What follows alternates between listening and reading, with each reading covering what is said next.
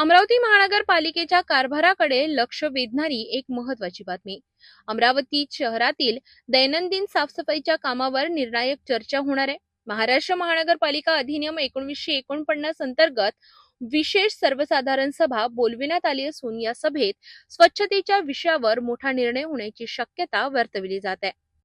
सविस्तर माहितीनुसार महाराष्ट्र महानगरपालिका अधिनियम 1949च्या अनुसूची प्रकरण 2 मधील नियम क्रमांक 1 अन्वये अमरावती महानगरपालिकेची विशेष सर्वसाधारण सभा आयोजित करण्यात आली आहे.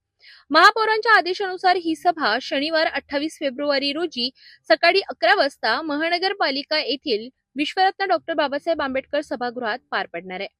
या सभेतील सर्वात महत्त्वाचा विषय म्हणजे प्रस्ताव क्रमांक 29 अमरावती महानगरपालिका क्षेत्रातील फक्त दैनंदिन साफसफाईच्या कामासंदर्भात चर्चा करून निर्णय घेणे.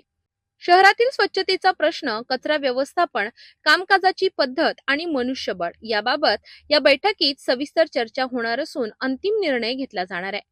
या प्रस्तावाचे सूचक म्हणून सभागृह नेता चेतन गावंडे, विरोधी पक्षनेता विलास इंगोले, युवा स्वाभिमान पक्षाचे गटनेता नाना आमले, राष्ट्रवादी पक्षाचे गटनेता अविनाश मार्डीकर आणि AIMIM पक्षाचे गटनेता शेख शहीद शेख वाहेद, नगरसेवक डॉक्टर राजेंद्र तायडे आणि बबलू शेखावत तर प्रशांत वानखडे यांचा समावेश आहे.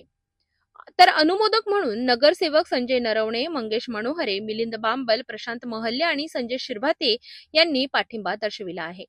शहरातील स्वच्छतेचा प्रश्न गेल्या काही वर्षांपासून चर्चेत असल्यामुळे या सभेकडे नागरिकांचे लक्ष लागले आहे. या बैठकीत घेतला जाणारा निर्णय अमरावतीच्या स्वच्छता व्यवस्थेच्या भविष्यातील आराखडा ठरविणारा असणार आहे. शहर स्वच्छतेसाठी कोणता ठोस निर्णय होणार, दैनंदिन साफसफाईच्या कामात काय बदल होणार याकडे आता संपूर्ण अमरावतीकरांचे लक्ष लागले आहे.